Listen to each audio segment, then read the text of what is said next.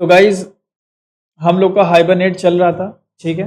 और हाइबरनेट में हम लोगों ने अपने लास्ट सेशन में मैपिंग्स कंप्लीट किया था। आज हम लोग बेसिकली 3 टॉपिक कवर करने वाले हैं। सेशन थोड़ा लंबा भी रहेगा। शुरुआत करेंगे हम सेकेंड लेवल कैश से, ठीक है। सेकेंड लेवल कैश से शुरुआत करेंगे। देन हम बात करेंगे पेजिनेशन की। पेजिनेशन में मैं एक आपको वेब प्रोजेक्ट बना करके बाकायदा पेजिनेशन दिखाऊंगा, ठीक है, वेब प्रोजेक्ट के साथ।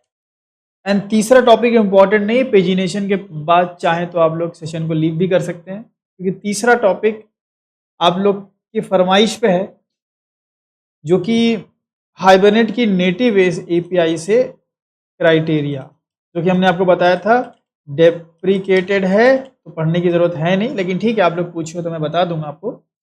डेप्रिकेटेड भी है और हाइबरनेट 6 भी तो रिमूव भी हो गया है ये, और इसमें ओनली सेलेक्ट हो सकता है।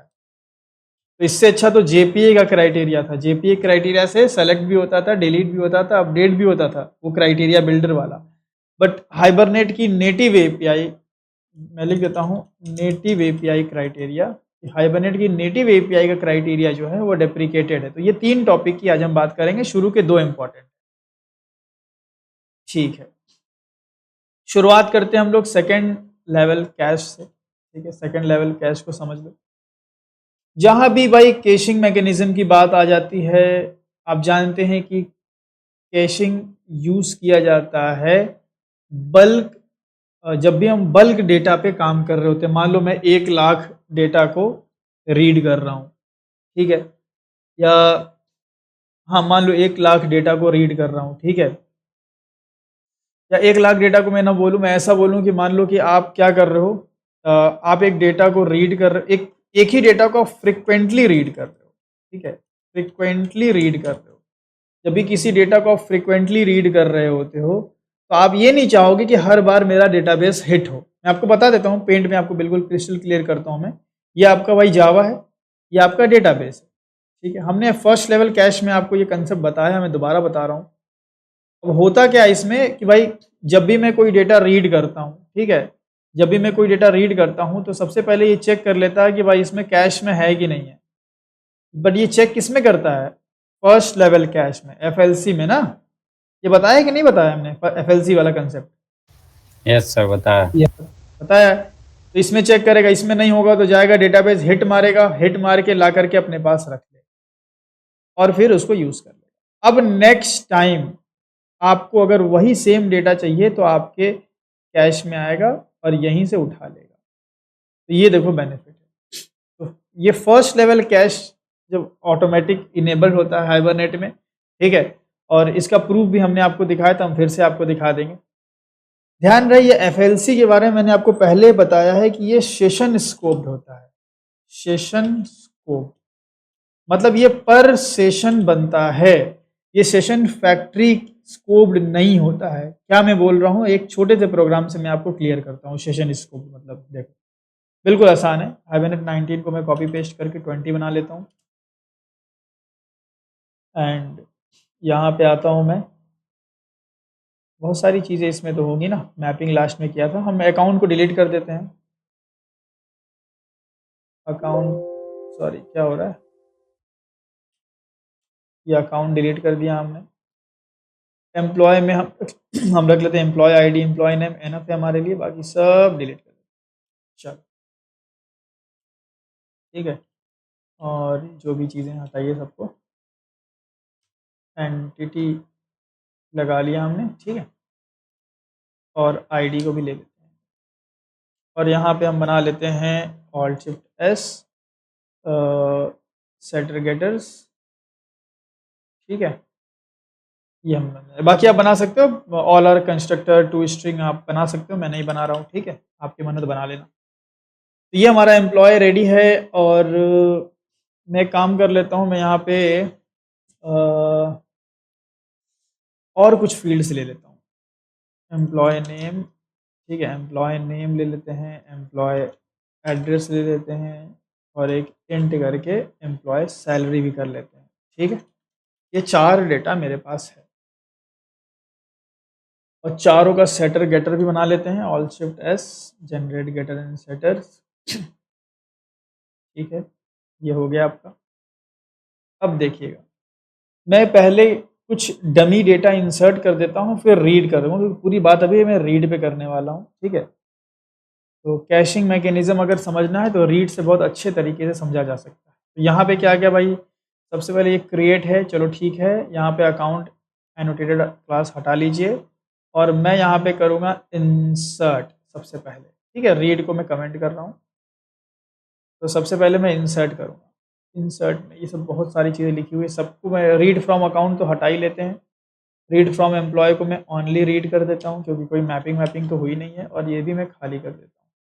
चलो ठीक है, ये एक रीड मेथड हो गया, ये सब भी पूरा हटा लेते हैं। इंसर्ट करना है डेटा, तो अकाउंट की सीन तो है नहीं, अकाउंट पूरा हटा लीजिए। एम्प्लॉय का डेटा आईडी, नेम, एक ले लीजिए आप एड्रेस। आईडी थोड़ा सिंपल आईडी लेते हैं हम। एक काम करें, आईडी को हम ऑटो जनरेट करवाते हैं। हम एक काम करते हैं, इंट करके एम्प्लॉय आईडी इंट में रख लेते हैं हम यहाँ पे, ठीक है। आप कैसे भी रख सकते हो, alt shift S, generate getter setter. ID को हम ऑटोमेटिकली जनरेट करवा सकते हैं। नहीं होता है कि एक ऑटो इंक्रीमेंट नाम का कॉलम होता है टेबल में। Yes sir. हाँ यस सर। हाँ, तो वो करने के लिए आप यहाँ पे लगा लें, ये हाइबरनेट से कर सकते हो आप, इजीली हो जाएगा। जनरेटेड वैल्यू, वो ऑटो इंक्रीमेंट टेबल साइड से होता है, हम हाइबरनेट से ही करवा लेंगे। जनरेटेड वैल्यू, और यहाँ पे आप कर लेंगे strategy generation type dot identity. ये आप कर लोगे सिंपल सा। तो क्या होगा कि एम्प्लॉय आईडी आपको इंसर्ट नहीं करनी पड़ेगी, वो ऑटोमेटिकली 1 2 3 ऐसे डालता रहेगा। तो यहाँ पे आईडी डालने की ज़रूरत ही नहीं है। राजू नाम डाल दिया, एड्रेस डाल दिया हमने, मान लो ADD 1 एंड सैलरी डाल दी 1000, ठीक है। पहला एम्प्लॉय। अच्छा, कंस्ट्रक्टर तो हमने बनाया ही नहीं है ना यार, चलो बना देते हैं कंस्ट्रक्टर, ठीक है। थोड़ा सा वैल्यू इंसर्ट करने में थोड़ा आसानी रहती है। कंस्ट्रक्टर यूजिंग फील्ड्स, आईडी में नहीं रखूंगा, क्योंकि आईडी ऑटोमेटिक जनरेट होगी, तो मुझे 3 ही वैल्यू डालना है। अब चूंकि हमने कंस्ट्रक्टर बनाया है, तो जीरो पैरामीटराइज कंस्ट्रक्टर भी बनाएंगे, क्योंकि ये नहीं बनता है ना अगर हम अपना कंस्ट्रक्टर बना दें तो, ठीक है। ये हो गया। तो यहाँ पे राजू एड्रेस 1000, एंड ये हो गया काजू एड्रेस 2 एंड 5000, ठीक है। ये हो गया। एक और एम्प्लॉय ले लेते हैं, एक साथ में 3 4 एम्प्लॉय स्टोर कर देता हूँ, क्योंकि मुझे इसका काम पड़ेगा। एंड एड्रेस 3, एड्रेस 4, ठीक है। काजू, माजू, पाजू, कुछ भी कर दो ऐसे, 5000 7000 9000। तो ये कुछ डेटा आ गया, एंड ये सब हटाइए आप, एंड सबको सेव मार दीजिए। तो employee 1 save, employee 2 save, 3 save, 4 save. इतना अगर हमने काम कर दिया तो मेरा चारों एम्प्लॉय स्टोर हो जाना चाहिए, ठीक है। बाकी हाइबर को एक बार चेक कर लेते हैं, हाइबर का क्या हाल चाल है भाई। तो आइए इधर, हाइबर को डिलीट करके दोबारा बना लेते हैं ना, सारे टेबल वेबल सब उड़ जाएंगे। तो मैं ऑपरेशंस में जा कर के तो ड्रॉप कर लेता हूँ, ठीक है। और न्यू हाइबर, तो ये मेरा डेटाबेस भी है। अच्छा, इसमें एक और काम कर लेते हैं, मैं अपडेट कर लेता हूँ, अच्छा, ताकि टेबल मेरा डिलीट ना हो। बाकी तो ठीक है, एम्प्लॉय आईडी, एम्प्लॉय नेम, चलो बाकी सब तो ठीक ठाक ही लग रहा है। हाँ, चलिए भाई साहब, ये तो ठीक है। अब क्या करेंगे हम लोग, यहाँ पे एक काम कर लेते हैं, यहाँ पे @कॉलम कर लेते हैं थोड़ा सा।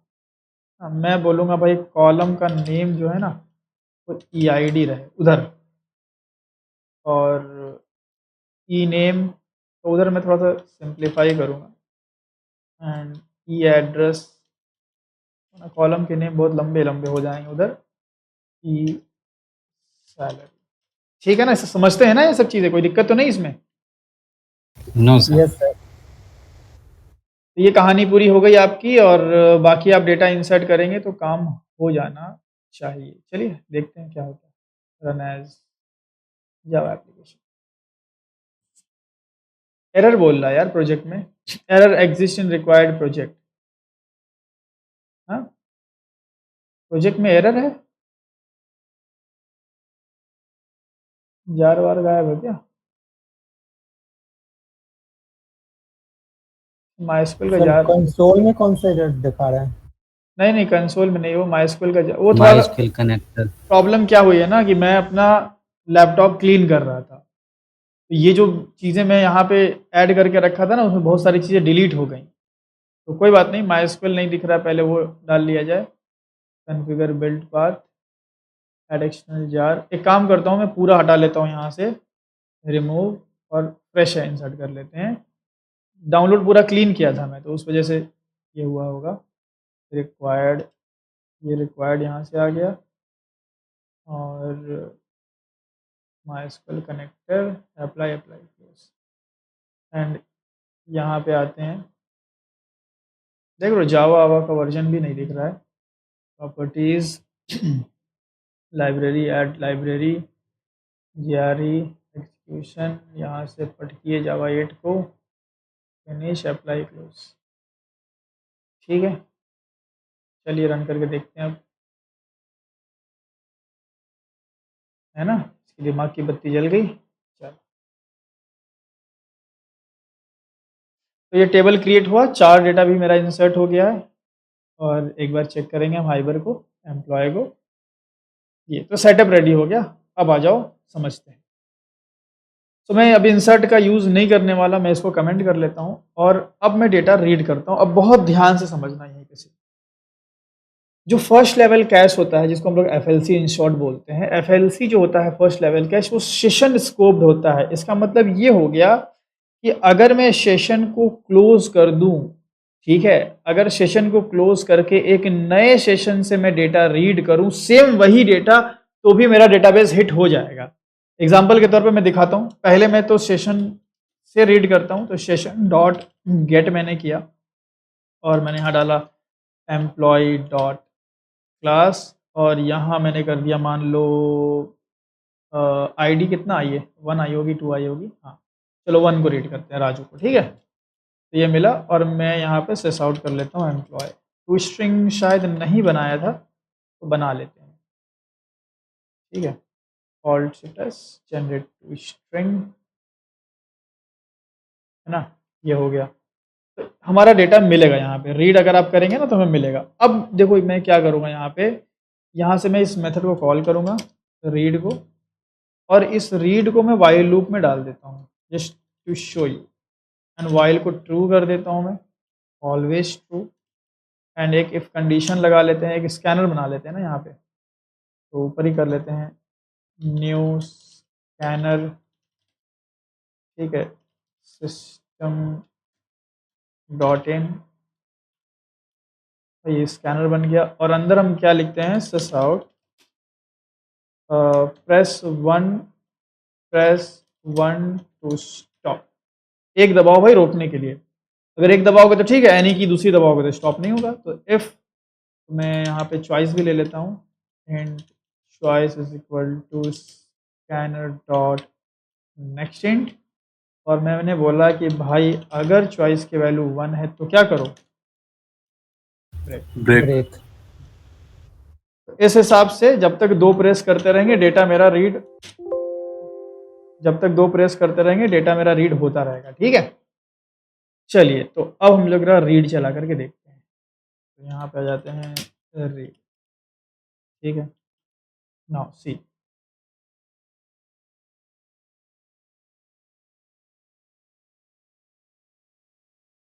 देखो पहली दफा जब हमने, ये 2 बार एम्प्लॉय क्यों प्रिंट हो रहा है, 2 बार एम्प्लॉय क्यों प्रिंट, अच्छा एक बार यहाँ प्रिंट हो गया है ना, तो एक ही बार हुआ ना यार, बताएं भाई ये 2 बार एम्प्लॉय कहाँ से आ रहा है।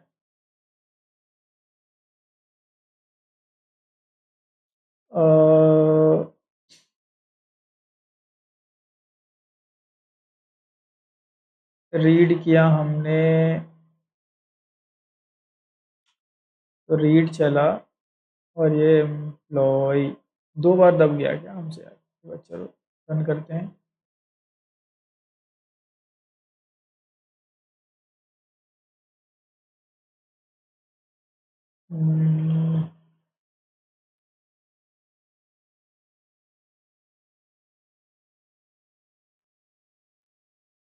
रीड मेथड चला हमारा जब,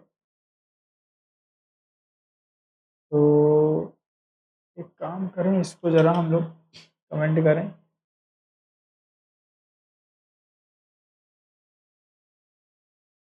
है ना? तो प्रिंट नहीं हो रहा है, तो यार ये 2 बार क्यों प्रिंट हो रहा है यार ये? टू स्ट्रिंग गड़बड़ बना दिया क्या हमने? Employ ID, employ name, employ address, employ salary.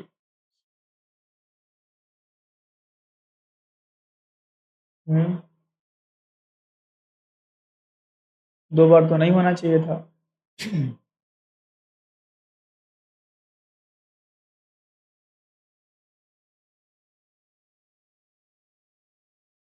चलो एक बार क्या करते हैं, 2 प्रेस करते हैं। तो आई थिंक कहीं पे हो रहा होगा, मेरे को दिख नहीं रहा है, शायद कहीं ना कहीं हम लोग कुछ ना कुछ। सर वाइल के अंदर से तो मेथड कॉल हो रहा है क्या, इसीलिए एक बार ऊपर से अरे होगा, एक बार हाँ नीचे। यार ये नहीं होगा। ठीक ठीक है, ये मैंने देखा ही नहीं, मैंने वहां कॉल कर। चलो सही, कोई बात नहीं, अच्छा पकड़े। तो कभी कभी देख रहे हो छोटी छोटी चीज दिखती नहीं है। अच्छा चलो ये हो गया। तो अब हम लोग, अब यहाँ ध्यान से देखो कि जब हमने पहली बार, क्या हो रहा है यार ये थोड़ा सा, हाँ जब हमने पहली बार डेटा रीड किया तो देखो यहाँ पे क्वेरी फायर हो रही। इसका मतलब पहली बार जब हम सेशन से डेटा रीड कर रहे हैं, सेशन गया और सेशन से डेटा रीड हुआ, तो फर्स्ट टाइम इसने डेटाबेस को हिट किया, हिट करके लाके कैश में रख दिया होगा। एंड सेकेंड टाइम जब ये वाइल लूप चलेगा तो क्या सेशन चेंज हो गया या सेशन वही है? सेशन वही है। सेशन वही है। तो अगर सेशन सेम है, इट मीन्स कि सेशन अगर सेम है, इट मीन्स कि वो कैश जो बना है ना, जो कैश बना होगा वो इसी सेशन ऑब्जेक्ट के लिए बना होगा। वही मैं बोल रहा था कि ये यहाँ पे आपने जो सेशन गेट किया है, तो ये जो कैश है ना इसी सेशन का है, इसी सेशन का कैश है ये, ध्यान समझिएगा। तो अगर इसी सेशन पे जब तक आप सेम डेटा रीड करते रहोगे, डेटाबेस हिट नहीं करेगा। यही एफएलसी फर्स्ट लेवल कैश का कंसेप्ट है। अगर मैं यहाँ पे 2 प्रेस करूं तो सेम डेटा मतलब मैं रीड कर रहा हूँ वाइल लूप के थ्रू, तो यहाँ पे देखो अगली बार डेटाबेस हिट नहीं हुआ एंड सो ऑन। आप 2 प्रेस करते रहो जब तक चाहे इसको करते रहो, ये कभी भी डेटाबेस को हिट नहीं करेगा। सर वो तो सेम डेटा है ना, वो तो प्रिंट होता ही रहेगा। अगर उसको देखना है तो सर मतलब अगर आप कह रहे हैं कि कैश में प्रीवियस डेटा रहेगा, राइट, तो सर ये जो दोबारा से प्रिंट हो रहा है वो तो फिर से प्रिंट हो रहा होगा ना, क्योंकि आप दोबारा से उसको प्रिंट कराएं, दोबारा से वाइल लूप चला। चला। क्वेरी हिट फायर नहीं हो रही है, बस ये है। हाँ भाई, ऐसा ऐसा हम थोड़ी कर रहे हैं कि हम डेटा को रीड करके कहीं एरे लिस्ट में स्टोर करके दोबारा एरे लिस्ट से प्रिंट करा रहे हैं। दोनों बार हम सेशन डॉट गेट से ही प्रिंट करा रहे हैं।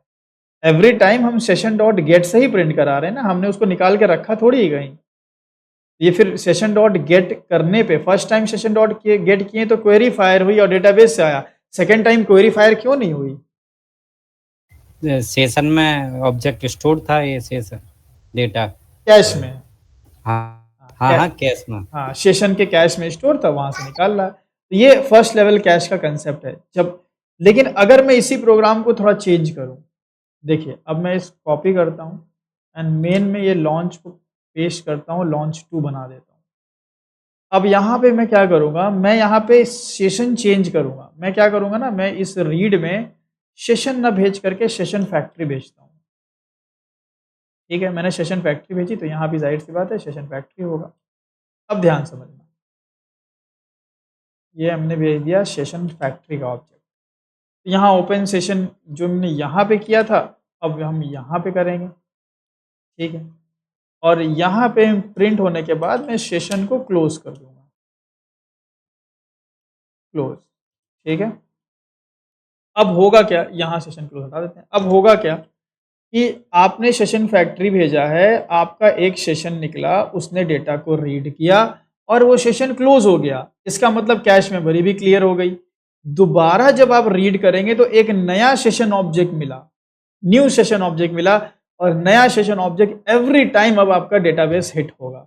देखिए वही है, बस फर्क ये हो गया कि यहाँ पे हर बार जो रीड हो रहा है वो अलग अलग सेशन से हो रहा है। तो पहली बार तो भाई हिट किया, 2 प्रेस किया, अगेन देखो क्वेरी चल रही है, फिर 2 किया। क्या लॉन्च वाले लॉन्च 2 में ऐसा हो रहा है? लॉन्च में कैसा होता था?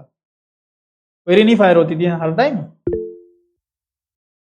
जी बोलिए। अच्छा। सर जो स्टेटलेस सेशन यूज करते हैं उसमें भी तो सेम प्रोसेस चलती है।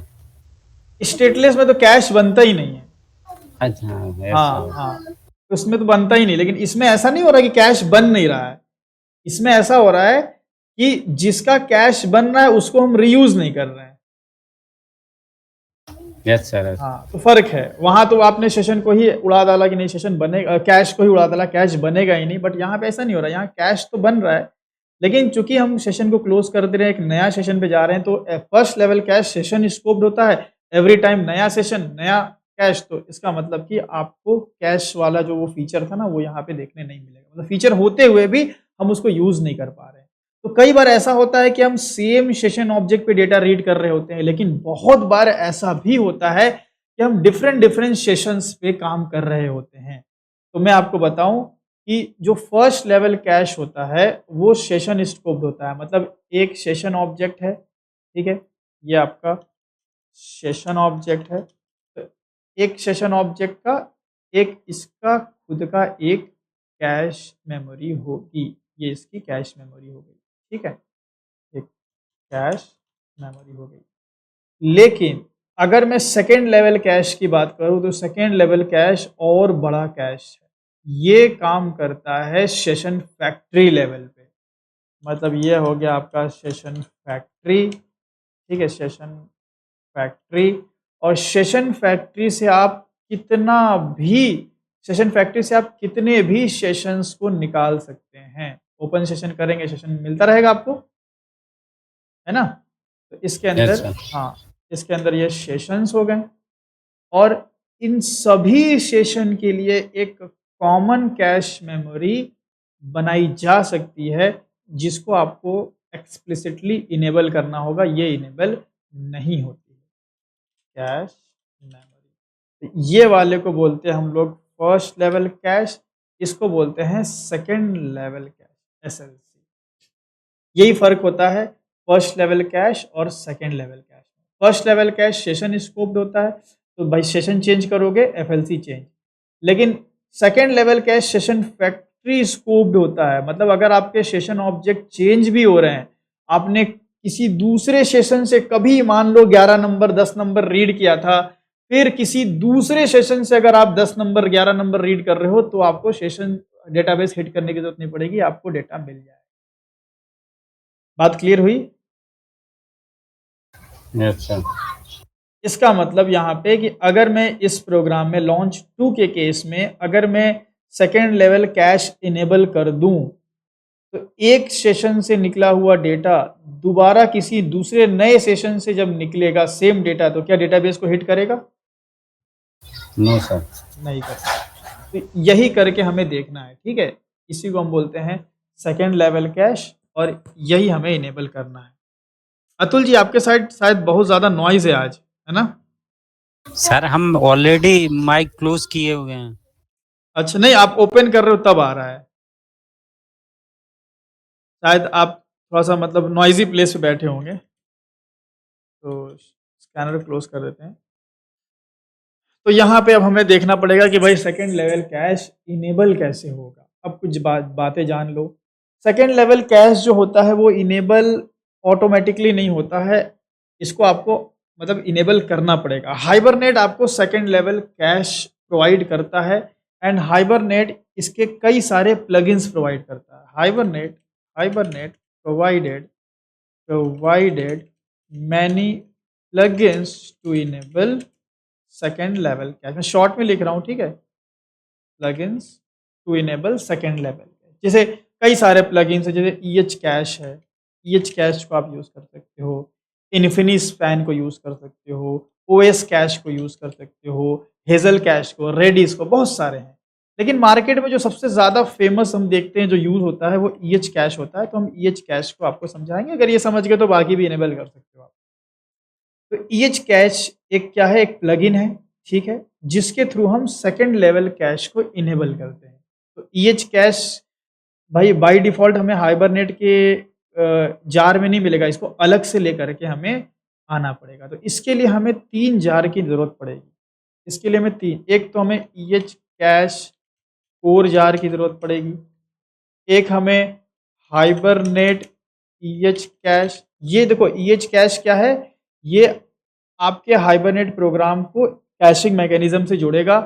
हाइबरनेट EH कैश में पूरी इम्प्लीमेंटेशन होगी, ठीक है। और इंटरनली SL4J की भी डिमांड होती है। अगर आप प्रोग्राम रन करोगे तो आपको SL4J की का एरर आएगा कि SL4J by class not found ऐसे करके दिक्कत आएगी। तो SLF4J जार, ये 3 जार की नीड आपको पड़ेगी अगर आप सेकेंड लेवल कैश को इनेबल करना चाहिए। इसको लॉगर जार भी बोलते हैं। तो एक लॉगर जार ले आओ और 2 EH कैश के जार ले आओ, काम आपका हो जाएगा, ठीक है। तो कैसे करेंगे आइए समझते हैं।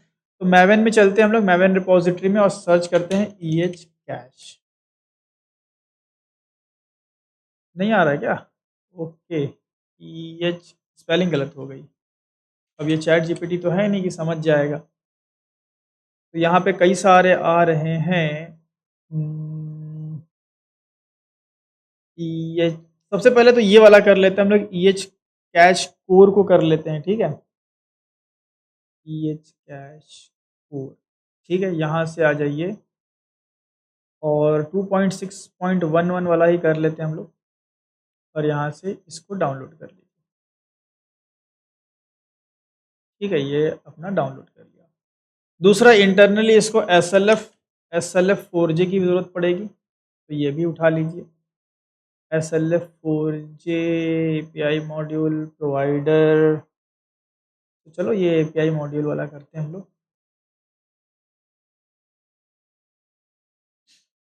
ठीक है। तो यहाँ से आप 2.0.4662 यूसेज है, चलो ये कर लेते हैं।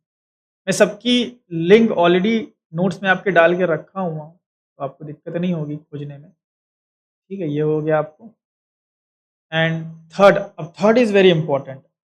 अब आपका EH कैश आ गया, SLF4J आ गया। तीसरा, हाइबरनेट EH कैश का जो जार है ना, वो आप वही जार लाएंगे जो वर्जन हाइबरनेट कोर का आप यूज़ कर रहे हैं। जैसे अगर आप अपने रेफरेंस लाइब्रेरी में देखोगे तो हाइबरनेट कोर 5.6.5 हम यूज़ कर रहे हैं, तो यही सेम हमें लेकर के आना पड़ेगा। तो उसके लिए आप जाएं और सर्च करें हाइबरनेट EH कैश। फिर स्पेलिंग गलत हो गई, स्पेलिंग, अच्छा चलो समझ गया इस बार। ये नहीं नहीं लाया है ना, रुको, EH कैश। तो ये हाइबरनेट EH कैश हमारे सामने आ चुका है। एंड हम वर्जन उठाएंगे, एक मिनट, वर्जन ये अभी लोड हो रहा है, शायद अभी और खुलेगा। ये चेक कर लेते हैं हम यहाँ पे। सॉरी, कहाँ गया अपना रेफरेंस लाइब्रेरी ना, 5.6.5 565, तो 565 का ऑप्शन आ नहीं रहा है इसमें। फिर से रिफ्रेश करते हैं। Sir sir second level catch का नीड कब पड़ेगा, ये समझ में नहीं आया। बताएं तो, जब आप एक सेशन से कोई डेटा रीड किए, ठीक है, अब वही सेम डेटा आप किसी दूसरे सेशन से रीड कर रहे हो, तो उस समय आप चाहोगे ना कि डेटाबेस हिट ना हो, जी सर। तो उस समय आप सेकेंड लेवल कैश से निकाल सकते हो, फर्स्ट लेवल कैश से तो मिलेगा नहीं। तो जहां सेशन बदल गया वहां पे ये यूजफुल रहेगा। यहाँ पे नेक्स्ट का ऑप्शन आता था यार, क्यों नहीं आ रहा है? हाइबरनेट EH कैश, एक बार और सर्च करते हैं, देखते हैं क्या है।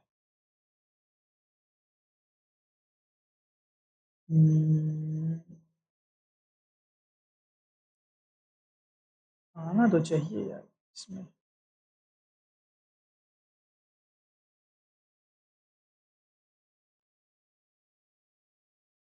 चलो 5 करके सर्च करते हैं एक बार। हाइबरनेट EH कैश, इसमें मिलेगा क्या?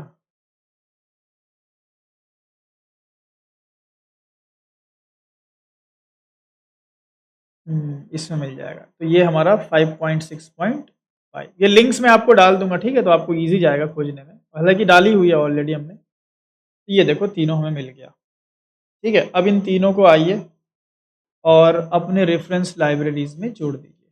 तो build path, configure build path and add external jar, ठीक है, ये जोड़ा, ये जोड़ा, ये जोड़ा, ओपन, अप्लाई, अप्लाई, क्लोज। तो ये हमने भाई कैश के, देखो कब यूज पड़ेगा ना, ऐसा थोड़ी होगा कि भाई हर बार आप जो डेटा है वो एक ही सेशन से रीड करोगे। अरे भाई भाई अगर आप मान लो एक एक बड़ा एप्लीकेशन बना रहे हैं, आप आपने कई जगह पे डेटा रीड किया है, तो मान लो एक क्लास में डेटा रीड किया है, डाओ की मान लो 5 क्लास है, खुद ही सोचो, डाओ की मान लो 5 क्लासेस है, तो पांचों क्लास में मान लो ऐसा जरूरत पड़ गई कि हमें एक ही डेटा हमने रीड किया हुआ है, तो यहाँ तो अलग सेशन से करोगे, यहाँ अलग सेशन से, यहाँ अलग सेशन से, यहाँ अलग सेशन से, यहाँ अलग सेशन से करोगे ना, कि एक ही सेशन सबको दोगे, अलग अलग। अलग अलग होगा। तो हम अगर सेकेंड लेवल कैश इनेबल किए हैं, तो अगर इस वाली क्लास में अगर एक सेशन से डेटा रीड किए हैं, सेकेंड वाली क्लास में अगर सेम डेटा रीड करेंगे तो डेटाबेस हिट नहीं होगा, वो सेकेंड लेवल कैश से उठा लेगा, क्योंकि सेशंस अलग अलग हैं।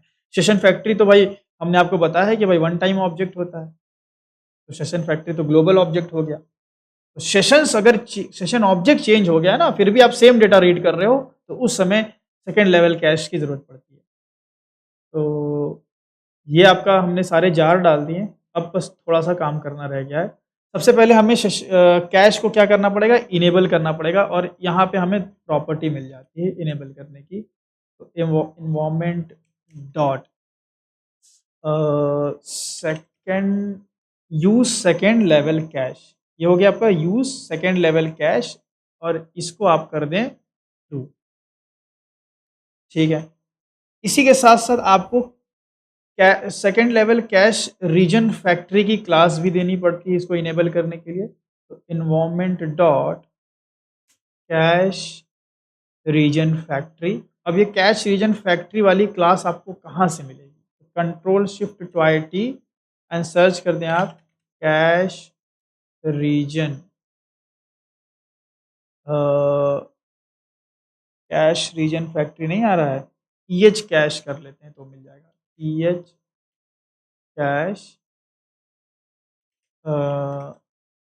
रीजन फैक्ट है ना। ये देखो यहाँ पे हमारा, यहाँ से उठा लो ये इंटरनल वाला, ठीक है, ये आपको उठाना है ORG हाइब्रिड ये cache internal cache region fact, ये वाला पैकेज आपको दे देना है। ठीक है, तो लॉन्च 2 में आइए, और ये कैश रीजन फैक्ट्री आपने प्रोवाइड कर दी। तो सेकेंड लेवल कैश को इनेबल करने के लिए आप कैश रीजन फैक्ट्री प्रोवाइड कर दें और सेकेंड लेवल कैश को ट्रू कर दें, इतना काम आपने कर दिया। अब अगला काम ये है कि ठीक है भाई, आप सेकेंड लेवल कैश इनेबल करना चाहते हैं, बट कौन सी एंटिटी पे करना चाहते हैं। हर एंटिटी पे सेकेंड लेवल कैश इनेबल नहीं किया जाएगा ऑटोमेटिकली, क्यों? क्योंकि भाई सेकेंड लेवल कैश, भाई अगर मान लो सेकेंड लेवल कैश की नीड नहीं है, तो ये मेमोरी वेस्टेज है ना। जी सर।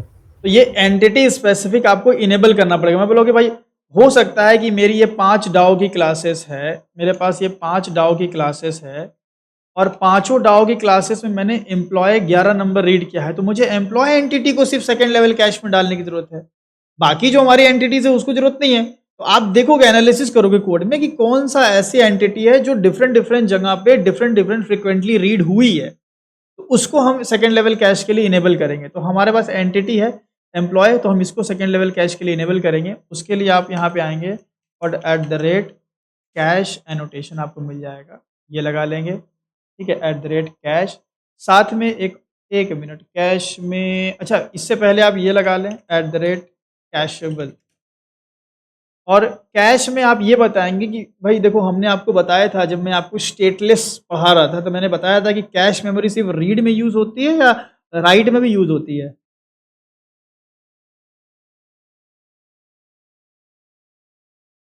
कैश में फर्स्ट लेवल कैश में मैंने रीड में अगर हम मान लो डिलीट कर रहे हैं तो नहीं यूज होगी, इंसर्ट कर रहे हैं तो यूज नहीं होगी भाई, डिलीट में भी यूज होती है, सब में यूज होती है। एक बार थोड़ा सा रिवाइज कीजिए, हमने उसको बहुत डिटेल में बताया हुआ है वो चीजें।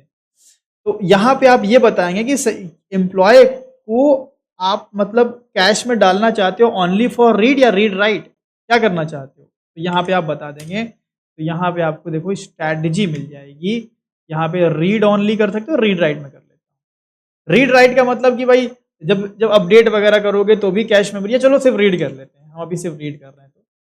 तो रीड ऑनली कर लिया, मतलब सिर्फ रीड के समय सेकेंड लेवल कैश यूज होगा। मतलब एम्प्लॉय को कहीं रीड किया जाएगा तो सेकेंड लेवल कैश में डाल दिया जाएगा। बाकी अगर कोई दूसरी एंटिटी होगी उसको हम रीड करेंगे तो क्या वो सेकेंड लेवल कैश में जाएगी? नहीं जाएगी, जब तक हम ये एनोटेशन उस पर नहीं लगाएंगे। समझ में आ रही बात? Yes sir. मान लो मेरे पास एक अकाउंट एंटिटी है, तो account entity second level first level cash में तो सब जाते हैं यार, वो तो भाई वो तो सिद्धांत है हाइबरनेट का, वो तो सब जाएंगे। लेकिन सेकेंड लेवल कैश चूंकि एक बड़ी मेमोरी है, ठीक है, एक बड़े स्कोप की मेमोरी है, तो यहाँ पे थोड़ा सा कस्टमाइजेशन की जरूरत है। हम बताएंगे कि भाई क्या करना है क्या नहीं करना है, किसको डालना है। तो इसीलिए हमने बताया कि भाई सेकेंड लेवल कैश को इनेबल करना है only for employee entity and that too only for read operation. Specification है यहाँ पे, थोड़ा सा आपको करना पड़ेगा, लिखना पड़ेगा चीजें। एफएलसी में कुछ नहीं लिखना पड़ता था, वो सब ऑटोमेटिक था। एफएलसी कैसे डिसेबल हो सकता है? फर्स्ट लेवल कैश अगर हम स्टेटलेस सेशन करेंगे तो वो भी डिसेबल कर सकते हैं। तो सारी चीजें हमने आपको बता दी आगे पीछे सब। तो इसका मतलब हो गया कि एम्प्लॉय अब सेकेंड लेवल कैश में जाएगा रीड के केस में, ठीक है। तो अगर मैं एक सेशन से एम्प्लॉय रीड करता हूं तो दूसरे सेशन से अगर वही एम्प्लॉय रीड करूंगा तो डेटाबेस हिट अब नहीं होगा। तो ये देखो सिंपल सी कहानी थी। बाकी लॉन्च 2 में अगर आए तो यहाँ पे ये काम हमने कर ही दिया है, जार्स डाल ही दिए हैं। तो आओ अब मैं आपको रीड करके दिखाता हूँ। तो पहले का आउटपुट है हमारे पास, देखो पहले का आउटपुट हर बार सेलेक्ट क्वेरी चल रही थी क्योंकि सेशन अलग था। एवरी टाइम सेशन नया session, session close, every time नया सेशन, सेशन क्लोज। बट इस बार देखो क्योंकि आपका अब कैश सेशन फैक्ट्री लेवल पे बना है और सेशन फैक्ट्री लेवल पे बना है तो डिफरेंट डिफरेंट सेशंस पे भी आपको सेम डेटा रीड हो जाएगा और आपको हर बार डेटाबेस हिट नहीं होगा। देखिए यहाँ पे तो फर्स्ट टाइम डेटाबेस हिट हुआ, सेलेक्ट क्वेरी चली, 2 प्रेस करता हूँ मैं, सेकेंड टाइम नो हिट, है ना, no hit, again no hit. देख लो कितना फर्क आ गया पहले से। तो इससे क्या हुआ, हमारा जो रीड ऑपरेशन है वो एफिशिएंट बन गया और साथ में हमारी मेमोरी यूसेज भी बढ़ गई। तो अब ये आपको देखना है कि अक्रॉस सेशन पे क्या मैं सेम डेटा को फ्रिक्वेंटली यूज कर रहा हूं। अगर कर रहा हूं तो कौन से एंटिटी को यूज कर रहा हूं। अगर किसी एंटिटी को कर रहा हूं तो उसको भाई इनेबल कर दो। अच्छा उसमें भी रीड में कर रहा हूं कि राइट में कर रहा हूं, उस हिसाब से उसको इनेबल कर दो, काम आपका हो गया। सिंपल था ना, कोई लफड़ा था इसमें? सर सेशन फैक्ट्री में है जो मल्टीपल पूल रहता है ना, तो सेशन है जो उसी से डिस्ट्रीब्यूट नहीं करेगा मल्टीपल डाउ में। नहीं नहीं नहीं, सेशन भाई कैश मेमोरी पूल से मतलब नहीं है। कैश मेमोरी सेशन ऑब्जेक्ट से रिलेटेड है, पूल में कहां चले गए आप? सेशन एक ही है ना, पूल से हमें क्या मतलब है? First level cash session specific बनाया गया है, पूल स्पेसिफिक नहीं। पूल तो वैसे ही एब्स्ट्रैक्ट है हमारे सामने, हम कहाँ कनेक्शन को देख पाते हैं, वो तो वैसे ही इंटरनल चीजें हैं। ठीक है, तो समझ में आया सबको ये प्रोग्राम?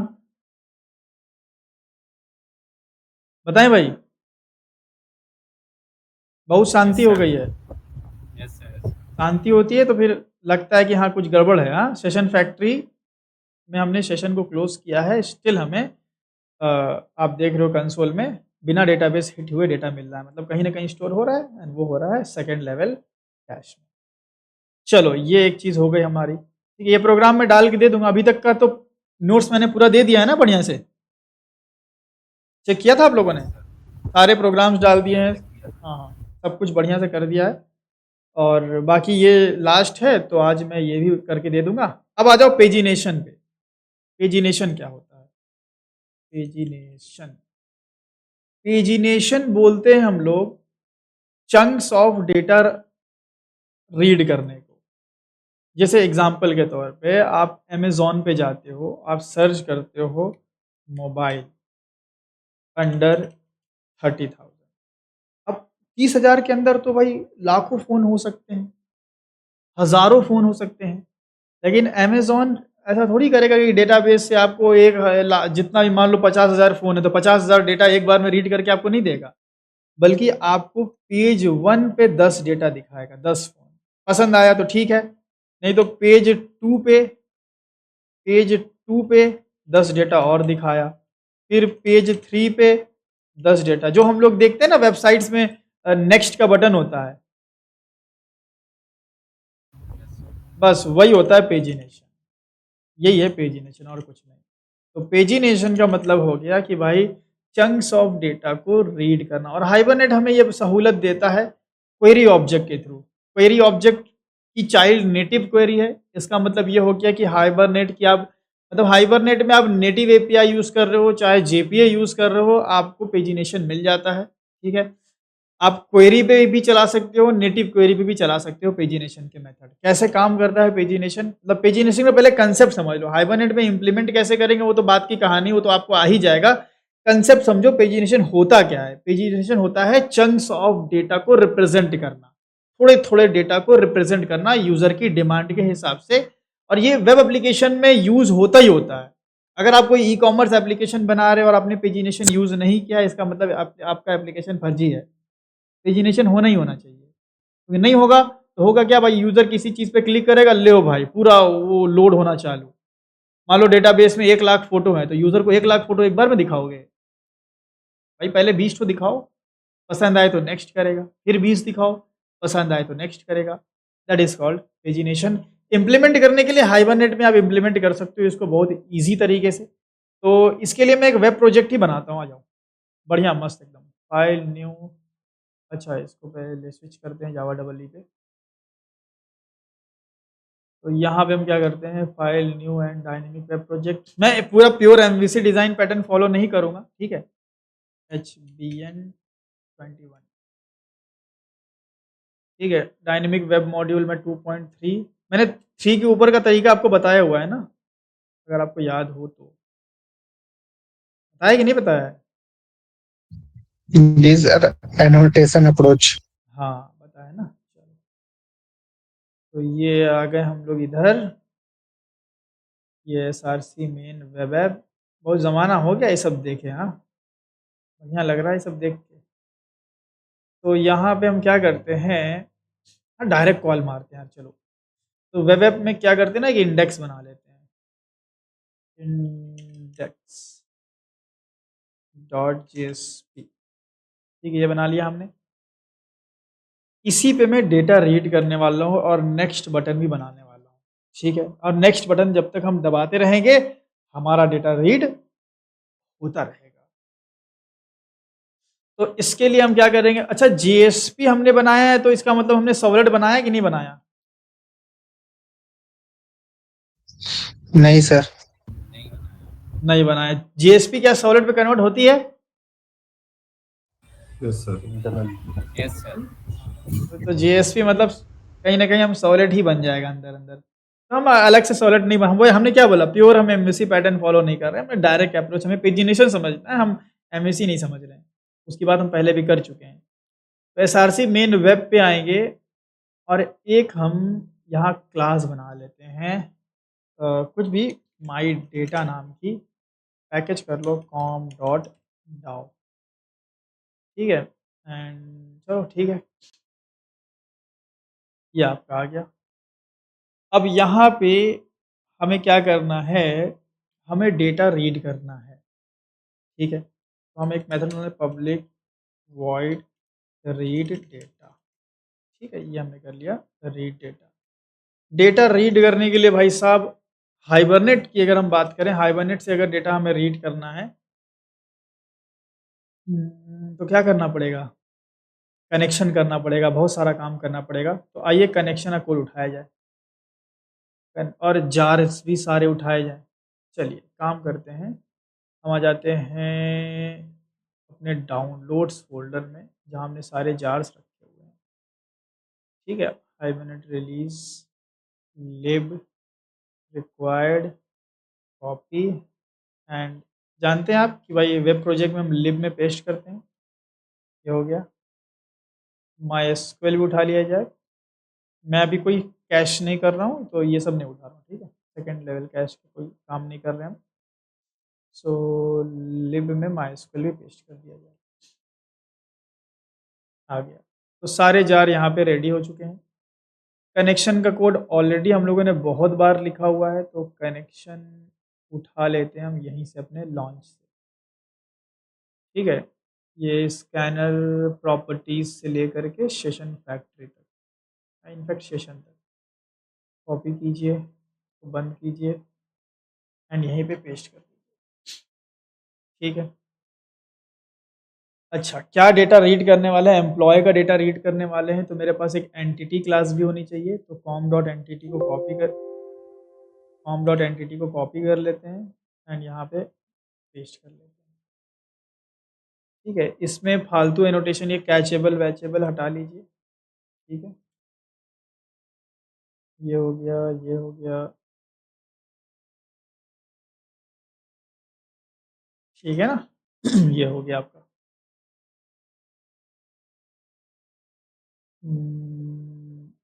ठीक है, ये आपकी एंटिटी क्लास हो गई। यहाँ पे आपका कनेक्शन का आपने सारा तामझाम लिख दिया। इसको हम थोड़ा सेपरेट कर लेते हैं, ऑल्ट शिफ्ट एम, और इसको लगते हैं कनेक्शन में डाल देते हैं। ठीक है। तो कनेक्शन में हमने डाल दिया, तो कनेक्शन में यहाँ से हम रिटर्न कर लेते हैं सेशन को, रिटर्न सेशन। ठीक है, एक काम करते हैं, सेशन फैक्ट्री को रिटर्न कर लेते हैं, रिटर्न सेशन फैक्ट्री और सेशन फैक्ट्री, और यहाँ पे हमें मिल गया सेशन फैक्ट्री। ठीक है, और बस बाकी काम आप जानते हैं, यहीं पे हम सेशन फैक्ट्री वैक्ट्री से निकालेंगे और रीड वीड करके और डेटा को रिटर्न मारने वाले हैं। ये काम हम करने वाले हैं, ध्यान से बिल्कुल समझ लीजिएगा क्या क्या करने वाले हैं हम। तो रीड डेटा करना है तो भाई हम क्या करेंगे, session factory dot open session, हमें बल्क रीड करना है। कैसे करूँगा बताओ? हम यूज़ कर सकते हैं जेपी इम्प्लीमेंटेशन में JPQL, हम यूज़ कर सकते हैं जेपीए की नेटिव एसक्यूएल, हम यूज़ कर सकते हैं हाइबरनेट नेटिव एसक्यूएल, हम यूज़ कर सकते हैं हाइबरनेट क्वेरी लैंग्वेज, हम यूज़ कर सकते हैं जेपीए का क्राइटेरिया, हम यूज़ कर सकते हैं हाइबरनेट नेटिव का क्राइटेरिया। कितने सारे ऑप्शन हो गए, क्यों? फैला हुआ बिजनेस हो गया। चलो, तो सेशन हम सिंपल करते हैं नेटिव एसक्यूएल का यूज़। तो नेटिव के लिए क्या करना पड़ता था, गेट नेम नेटिव क्वेरी का यूज़ कर लेते हैं। ठीक है, और यहाँ पे हम लिख देते हैं रीड कर लेते हैं। चलो ठीक है, रीड कर लिया। अब ये नेम नेटिव क्वेरी कहाँ पे लिखी जाती है? भाई साहब, एंटिटी क्लास में। Entity class. चलो याद तो है भाई साहब। तो नेम्ड नेटिव क्वेरी, और यहाँ पे हम कर देंगे नेम। ठीक है, सॉरी नॉट नेम, क्या था यार, नेम पे क्वेरी था ना, क्वेरी, एक क्वेरी होगा और एक नेम भी होगा, तो दोनों भी कर लेते हैं। हाँ, इसका नाम हो जाएगा रीड, और ये हो गया आपका सेलेक्ट स्टार फ्रॉम एम्प्लॉय। सारा का सारा डेटा आप रीड किया, आपने रीड किया। अच्छा, माई डेटा में हम आ गए यहाँ पे, और यहाँ पे रीड चलाया, native query dot get result list, आपको मिली एक लिस्ट। ठीक है, और एक काम करते हैं ना, यहाँ पे एक लॉन्च क्लास बना लेते हैं मेन मेथड वाली, जस्ट टू टेस्ट। हम वेब प्रोजेक्ट ही चलाएंगे लेकिन जस्ट टेस्ट करने के लिए कि मेरा डेटा रीड हो रहा है कि नहीं। ठीक है, यहाँ पे लिस्ट कर दिया, और मैं यहाँ से रिटर्न कर देता हूँ इस लिस्ट को, और रिटर्न टाइप ये बना दिया हमने। ठीक है, तो काम हमारा होना चाहिए, हमें लिस्ट मिलनी चाहिए। अच्छा, एक काम ये भी कर लें, ऐड एंटिटी कर लेंगे तो क्या होगा, अभी तो हमें ऑब्जेक्ट एरे के फॉर्म में मिलेगा ना। ऐड एंटिटी भी करना पड़ेगा हमें। तो ये लॉन्च में हम इसी को टेस्ट कर लेते हैं, माई डेटा का ऑब्जेक्ट बना के चट से कॉल कर लेंगे। कहाँ जाए पूरा वेब में, knew my data dot read data. ठीक है, रीड डेटा, हमें मिल गया लिस्ट। काम करते हैं, यहाँ पे हम कर लेते हैं लिस्ट, हमें पता है लिस्ट ऑफ एम्प्लॉय आएगा, तो हम लिस्ट ऑफ एम्प्लॉय कर लेते हैं एंड लिस्ट ऑफ एम्प्लॉय और यहाँ पे लिस्ट ऑफ एम्प्लॉय। ठीक है, बाकी एम्प्लॉय में टू स्ट्रिंग बना है, बना हुआ है, तो सीधा हम लिस्ट को प्रिंट कर देते हैं। चलो पहले चेक किया जाए कि नॉर्मली रीड हो रहा है कि नहीं, ये ज़रूरी है, हमारा नॉर्मली रीड होना चाहिए। तो राइट क्लिक करके रन एज जावा एप्लीकेशन।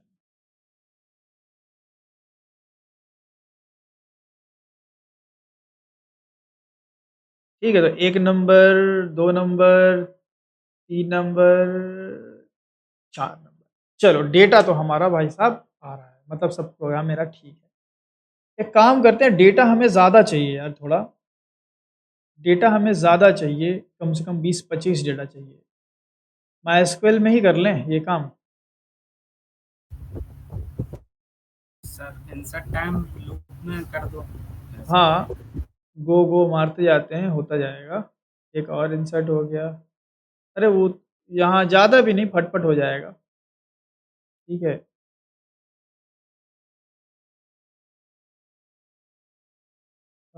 एक एक करके ही हो रहा है ये। चलो कितना हो गया, 7 हो गया ना।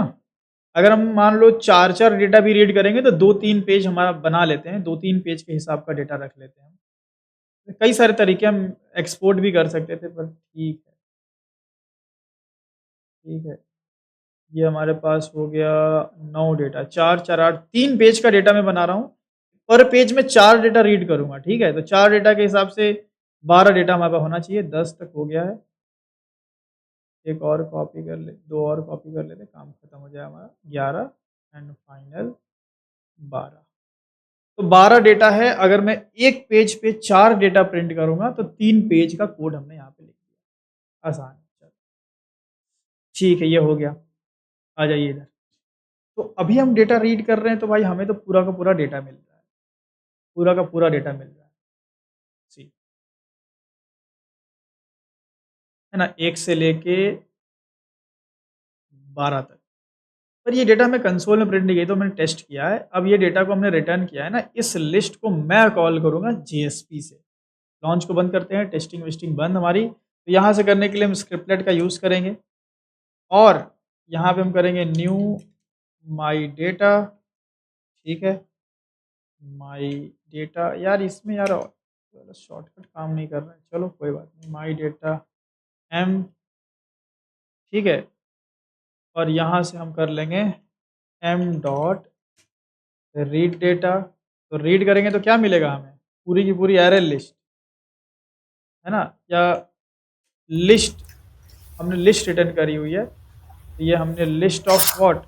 म्यूट कर लीजिए, नॉइज बहुत है। लिस्ट ऑफ एम्प्लॉय, और ये हमारे पास मिल गई लिस्ट। ठीक है, और इस लिस्ट को हम यहाँ पे इटरेट कर सकते हैं। आप JSTL का भी यूज़ कर सकते हैं, ठीक है, जानते हो, सब पढ़ाया हुआ मैंने आपको। एम्प्लॉय EMP कोलन लिस्ट, यहाँ पे ओपनिंग, ठीक है, और यहाँ पे हो जाएगा हमारा क्लोजिंग। ठीक है, और यहाँ पे क्या डेटा था भाई हमारे पास, ID नेम एड्रेस सैलरी। सो H3 में कर लेते हैं ID name address salary. ID important है क्योंकि नेम एड्रेस सैलरी सेम है बहुत सारी तरह का। ID से हम पकड़ेंगे कि डेटा आ रहा है कि नहीं आ रहा है। ठीक है, सैलरी ID के सामने ही हम प्रिंट कर देते हैं। ठीक है, इसके सामने ही बिल्कुल प्रिंट कर देते हैं हम। और इसके बाद हम लगा लेते हैं थोड़े ब्रेक्स। ठीक है, तो ID में हम प्रिंट कर लेते हैं EMP dot get EID, employee ID। समझते हैं ये सब चीज़ कि भूल चुके हैं? समझते हैं सर। समझते हैं तो ठीक है, भूल गए हैं तो दिक्कत है। ठीक है, get employee ID, get employee name, get employee address, get employee salary. इस तरह के काम पता है आप लोग को सेल्फ भी करना चाहिए। प्रोजेक्ट्स वगैरह पे कोई ना कोई प्रोजेक्ट्स पे काम करना चाहिए। मतलब जावा डेवलपमेंट सीखने के लिए ना प्रोजेक्ट पे काम करना बहुत इम्पोर्टेंट है। इधर-उधर टाइम वेस्ट मत किया करो आप लोग। हम देखते हैं कि बहुत एंड दूसरी-दूसरी चीज़ों में टाइम वेस्ट कर देते हो आप लोग। पैटर्न में 1 महीना लगा दिया, कोर जावा के कंसेप्ट पढ़ रहे हैं, 10 बार एक चीज़ पढ़ चुके हैं, फिर पढ़ेंगे। मैं बता रहा हूँ आप 20 बार एक क्वेश्चन लगाओ, 1 महीना छोड़ दो, मैं 1 महीने बाद सेम प्रॉब्लम पूछूँगा, फिर आप फँस जाओगे। तो चीज़ ही ऐसी होती है, इंसान भूल जाता है, लॉजिक हमारा रिफ्रेश नहीं रहता है। तो बार-बार आप उसी चीज़ को भाई मतलब रिविज़िट करोगे तो आगे कभी नहीं बढ़ पाओगे। अगर आपका कोर सही है, आपको लगता है हाँ, एक बार मैं पढ़ चुका हूँ, एक आध बार रिवाइज़ कर लिया, चलो ठीक है, बाद में फिर रिवाइज़ कर सकते हो। लेकिन जो अपना एफ़र्ट देना है ना, वो प्रोजेक्ट्स पे देना है आपको। तभी डेवलपमेंट सीख पाओगे, बाकी अगर प्रोजेक्ट पे काम नहीं कर रहे हो, डेवलपमेंट नहीं सीख सकते। फिर वही अपना फँसे रहोगे छोटे-मोटे प्रोग्राम में हमेशा। क्योंकि डेवलपमेंट जब आप करते हो तो आप एन नंबर ऑफ क्लास पे, डेटाबेस पे, फ्लो पे, हर चीज़ घूम फिर के आ ही जाती है। तो कोशिश करें कुछ अपने सेल्फ प्रोजेक्ट बनाने की, अपना पोर्टफोलियो एप्लीकेशन कुछ भी यूट्यूब पे भी मेरे प्रोजेक्ट्स पड़े हुए हैं, तो करना चाहिए आपको। तो ये देखो हमने डेटा रीड कर लिया, ठीक है? अब हम चेक करते हैं भाई index.jsp को चला के कि मेरा सारा डेटा आ रहा है कि नहीं आ रहा है। तो राइट क्लिक करते हैं हम रन एज़ और सर्वर पे रन करते हैं इसको। ठीक है, फिनिश किया।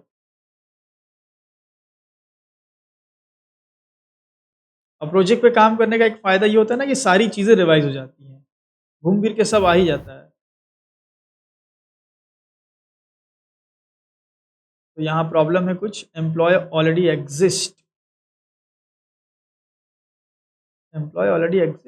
सर वहां पे क्रिएट कर लीजिए।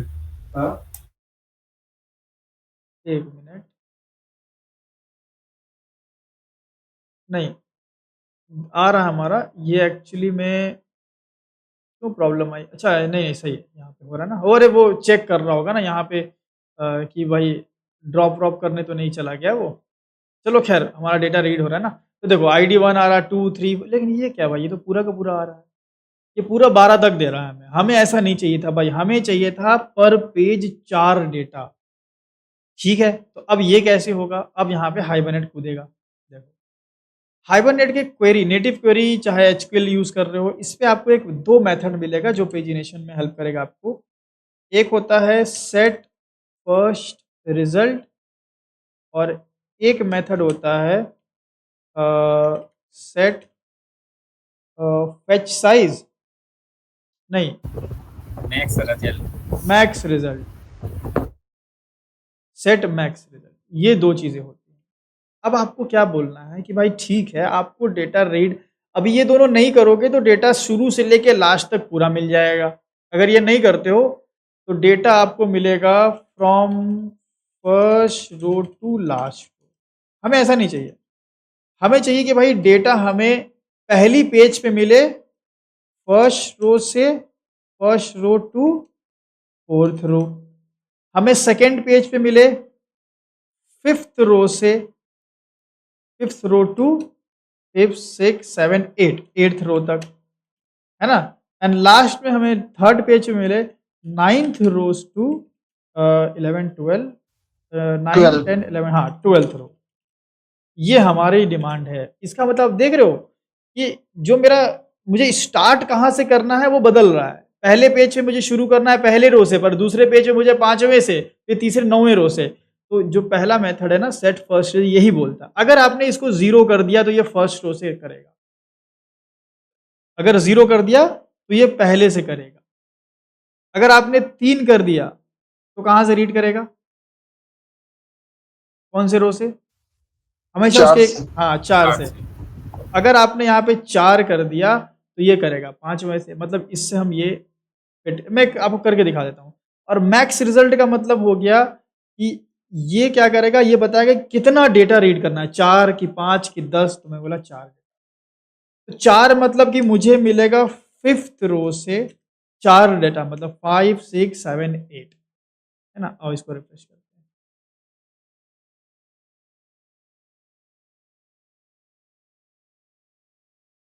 ये कंसोल को नीचे करें, वो डिस्टर्ब कर रहा है।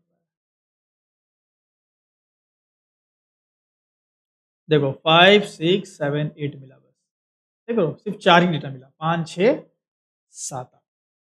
अब ये जो वैल्यूज है, ये जो वैल्यूज हम दे रहे हैं यहाँ पे, बस यही पेजिनेशन है। अब इसको अब बाकी तो आपका लॉजिक, ये हाइबरनेट काम खत्म। अब आपका लॉजिक है कि आप इस फर्स्ट, अच्छा इसमें डायनेमिक कौन सा है, मैक्स रिजल्ट डायनेमिक है या फर्स्ट रिजल्ट डायनेमिक है?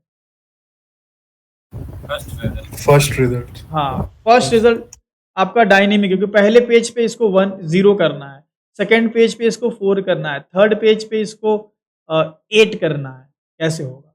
तो इसके लिए आप यहाँ पे क्या कर लें, एक इसको डायनेमिक बना दें, इंट फर्स्ट या स्टार्ट कर दें, और यहाँ पे आप डाल दें स्टार्ट।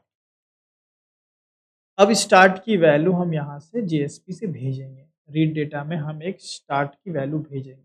अब यहाँ पे ध्यान समझना, सारा खेल अब यहीं पे है, ठीक है, सारा लॉजिक का जो गेम है यहीं पे है। सबसे पहले इनिशियली फर्स्ट पेज पे मुझे 0 से करना है, तो मैं स्टार्ट की वैल्यू लिख दूंगा 0, यहाँ भेज दूंगा स्टार्ट। तो भाई मेरा 0 मतलब 1 से लेके 4 तक आ जाएगा, कोई दिक्कत नहीं है। ठीक है, मैं रिफ्रेश करता हूँ, अभी रीलोड हो जाएगा। तो 1 2 3 4। अच्छा, अब मेरे को यहाँ एक नेक्स्ट बटन चाहिए जिस पे मैं दबाऊँ तो स्टार्ट की वैल्यू जाए 4, सो दैट मुझे 5 से अगला 4 डेटा मिल जाए। तो उसके लिए मैं क्या करूँगा, यहाँ पे आ जाइए, यहाँ पे एक नेक्स्ट बटन बनाना पड़ेगा ना। सो देखो क्या करते हैं हम यहाँ पे, यहीं नीचे ही बना लेते हैं। यहाँ पे हम एक फॉर्म बना लेते हैं सिंपल सा। कई तरीके से कर सकते हो, मैं बिल्कुल ऐसे ही कर ले रहा हूँ, ठीक है। एंकर टैग भी बना सकते, भेज सकते हो वैल्यू। हम एक फॉर्म बना लेते हैं, एक्शन इसका दे देते हैं index dot JSP only. Method दे देते हैं इसका हम पोस्ट देते हैं, चलो। और यहाँ पे एक इनपुट बनाएंगे हम, ठीक है, ध्यान देना। और इसका टाइप रख देंगे हिडन, क्योंकि दिखेगा नहीं, ठीक है। एंड वैल्यू में हम इसके, अगर ये स्टार्ट की वैल्यू भेज दें, ठीक है, ध्यान देना, वैल्यू में स्टार्ट की वैल्यू कैसे भेजते हैं भाई, इस तरह से। मतलब हम ये हिडन फील्ड है ना, तो हिडन फील्ड में डेटा तो भर नहीं सकते हैं, तो डेटा हम वैल्यू एट्रीब्यूट से डाल सकते हैं। ये हमने डाल दिया, और यहाँ पे एक बटन बना दिया हमने नेक्स्ट नाम का। अब देखो ये दिखेगा कैसे,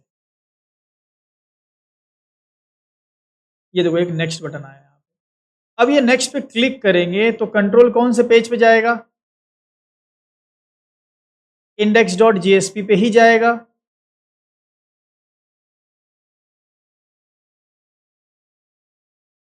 हेलो, एक मिनट, अरे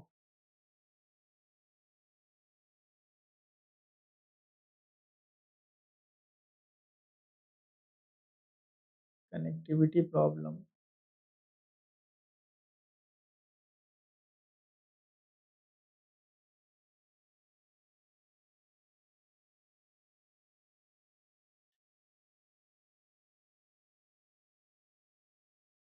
हेलो, आवाज आ रही है अभी आप लोग को? जी सर। जी सर, आ रही है। लाइट ही चली गई यार, चलो कोई बात नहीं। तो हम ये बता रहे थे कि इस बटन पे क्लिक करेंगे नेक्स्ट पे, तो ये जो स्टार्ट की वैल्यू है वो कितनी जाएगी और किस पेज पे जाएगी। चलिए बताइए, कोड आपके सामने।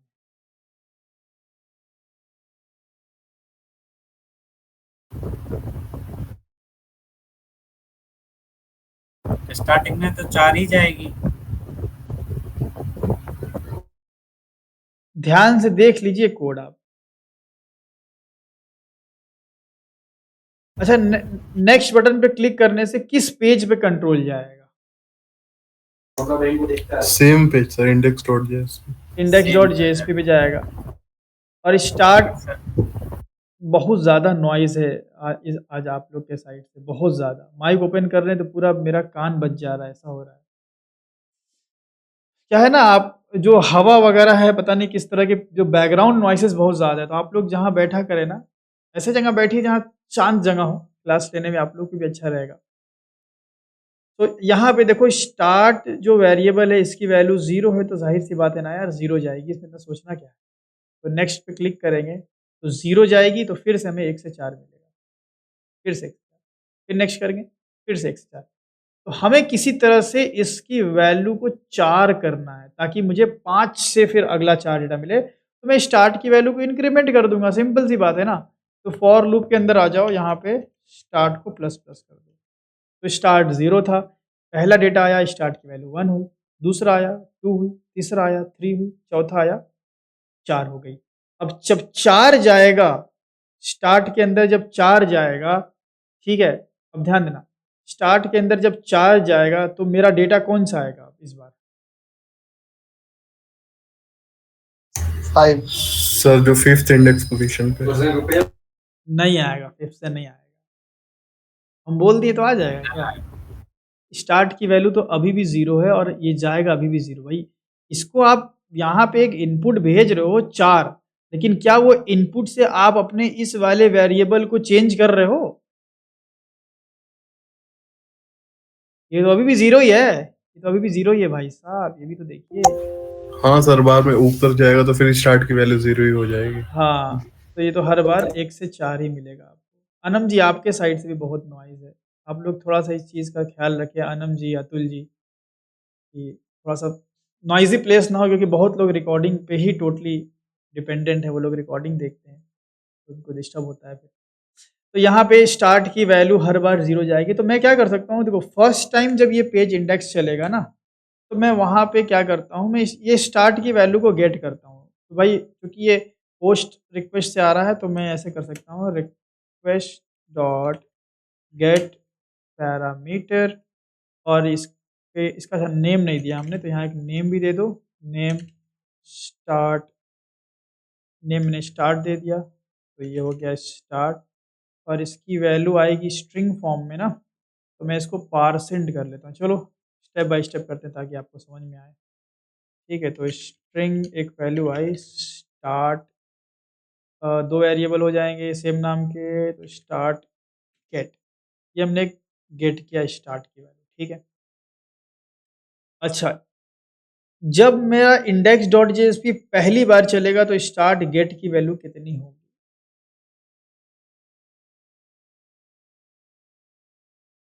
पहली दफा जब चलेगा नल आएगा, जाहिर सी बात है, फर्स्ट टाइम चलेगी तो स्टार्ट गेट की वैल्यू, क्योंकि हमने बटन तो अभी दबाया ही नहीं है, तो नल आएगा। तो मैं कर लेता हूँ इफ स्टार्ट गेट अगर नॉट इक्वल टू नल है, नल अगर नहीं है, तो 100% की ये बटन पे क्लिक किया गया है। तो ये बटन पे क्लिक किया गया है मतलब अगले पेज के तरफ बढ़ा गया है। तो इस केस में मैं क्या करूँगा, अगर सीन ऐसा है ना कि स्टार्ट की वैल्यू अगर मेरी नल नहीं है, तो मुझे क्या करना पड़ेगा, मुझे इस स्टार्ट की वैल्यू को अपडेट कर देना है अपने स्टार्ट गेट की वैल्यू से। तो इसमें हम कैसे करेंगे भाई, स्टार्ट गेट स्ट्रिंग में है तो उसको इंटीजर डॉट पारसेंट कर देंगे, पारसेंट, और यहाँ पे हम सीधा पारसेंट में सीधा अपना स्टार्ट गेट डाल देंगे, काम खत्म। ये हो गया आपका, ठीक है। तो ये आपकी स्टार्ट की वैल्यू अपग्रेड हो गई। तो इस बार अब जब स्टार्ट की वैल्यू जाएगी ना, तो वो वैल्यू जाएगी जो इसमें गेट होकर के आई थी। मतलब वो कितनी आई थी, 4। तो जब 4 जाएगी तो डेटा मिलेगा 5 से 4 डेटा, मतलब 5, 6, 7, 8। तो फिर 5, 6, 7, 8 फिर स्टार्ट नेक्स्ट पे क्लिक करोगे तो वैल्यू 8 जाएगी, तो डेटा आपको नहीं मिलेगा 9 से 12। समझ में आया ये प्रोग्राम? मैं रन करके पहले दिखा देता हूँ आपको, रिफ्रेश करता हूँ। तो पहले मिला 1 से 4, क्यों 1 से 4 मिला भाई फर्स्ट दफ़ा? पहले दफ़ा 1 से 4 इसलिए मिला क्योंकि पहली दफ़ा पेज रन किए होंगे तो स्टार्ट गेट की वैल्यू नल आई होगी, तो ये इफ तो चला नहीं होगा, तो स्टार्ट की वैल्यू गई होगी 0, 0 पे 1 से 4 मिल गया। ध्यान रहे, अब स्टार्ट की वैल्यू 4 इंक्रीमेंट हो गई है, जैसे ही मैं नेक्स्ट पे क्लिक करूंगा वो वैल्यू आएगी स्टार्ट गेट में अगेन और मेरे स्टार्ट वेरिएबल को अपग्रेड कर देगी। तो आवाज आ रही है आप लोग को ना? जी सर। हाँ, तो मैंने नेक्स्ट पे क्लिक किया एंड देखो,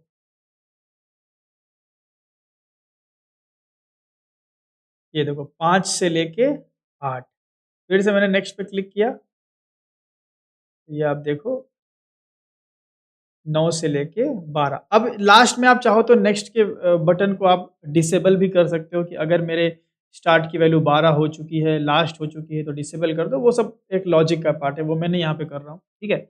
या देखो पेजिनेशन इसी को बोलते हैं। प्रीवियस करना है तो क्या करना पड़ेगा? अगर मैं यहाँ पे एक प्रीवियस का बटन बनाऊँ, प्रीवियस, ठीक है? तो क्या करना पड़ेगा? सोचो। जैसे एग्ज़ाम्पल के तौर पे मान लो मैं पेज नंबर 1 पे हूँ, ठीक है? पेज नंबर 1 पे हूँ मैं यहाँ पे। This is my page number 1, ठीक है? अब नेक्स्ट पे मैंने गया, तो मेरे 5 से 8 मिला। प्रीवियस पे जाने पे मुझे कौन से कहाँ डेटा मिलना चाहिए? 1 to 4. 1 to 4। 1 to 4 कब मिलेगा? स्टार्ट की वैल्यू कितनी भेजें कि 1 to 4 मिले?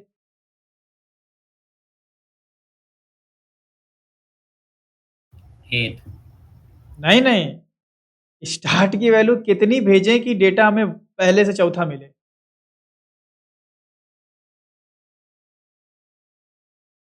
समझ में नहीं आ रहा सर। प्रीवियस करने पे स्टार्ट की वैल्यू 0 होनी चाहिए। हाँ, 0 होनी चाहिए, करेक्ट। तो अब आप बताओ कि जब हम सेकंड पेज पे हैं तो स्टार्ट की वैल्यू कितनी हो चुकी है? 8। 8 हो चुकी है। तो हम ऐसा कर दें 8 माइनस 8, इसको 0 करना है ना, तो स्टार्ट की वैल्यू 8 हो चुकी है तो मैं स्टार्ट माइनस 8 कर दूं? सर ये डायनेमिक नहीं हो सकता है कि जैसे कि 8 ये कोई डायनेमिक टाइम है, ये डायनेमिक है, ये पेज साइज पे डिपेंडेंट है।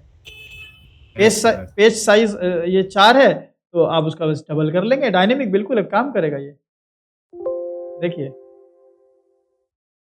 तो पेज साइज की वैल्यू तो फिक्स करनी पड़ती है ना। आप देखो प्रीवियस करेंगे, देखो 1 से 4 आया, नेक्स्ट करो 5 से 8, नेक्स्ट करो 9 से 12, प्रीवियस करो 5 से 8, प्रीवियस करो 1 से 4। इस तरीके से तो पेजिनेशन ये जितना मैंने लफड़ा लिखा यहाँ कहीं हाइबरनेट नहीं है।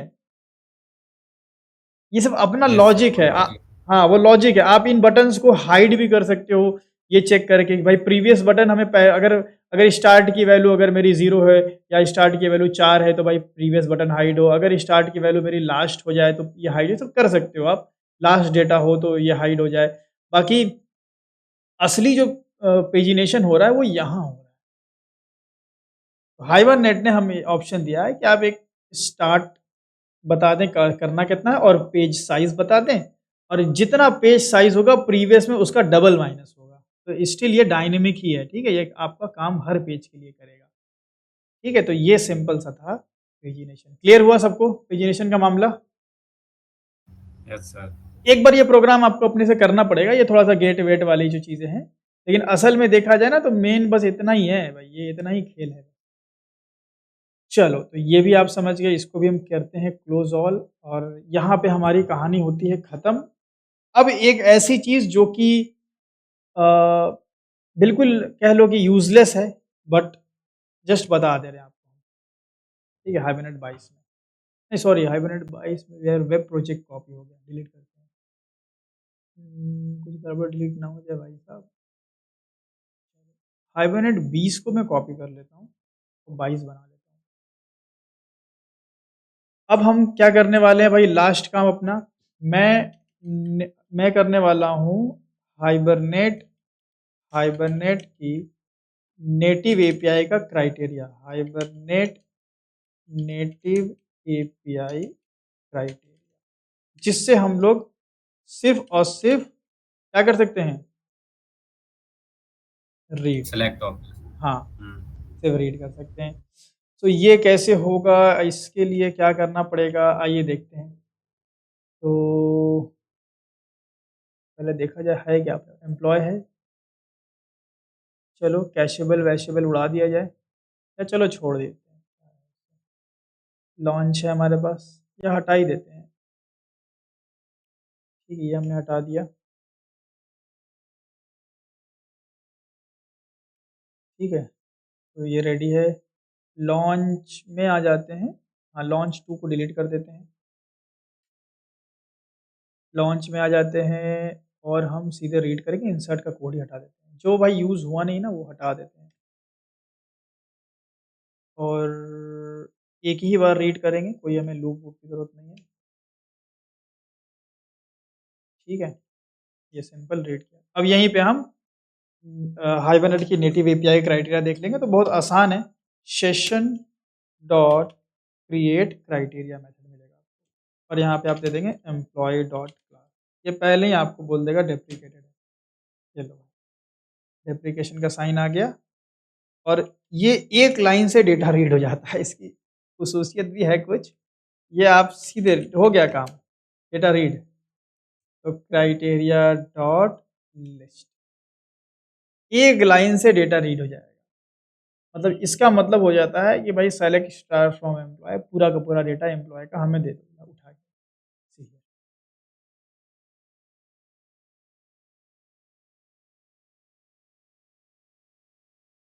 ये देखिए, एम्प्लॉय आईडी 1 से लेके 12 तक, तो पूरा का पूरा डेटा एक लाइन से रीड हो जाता है। यही है भाई क्राइटेरिया। इसमें और भी कुछ अब अगर मान लो इसमें अगर आपको कुछ कंडीशन लगानी है, जैसे मान लो मेरे को करना है, मैं टेबल देखो, थोड़ा कंडीशन लगाते हैं। मेरे को करना है कि भाई मेरे को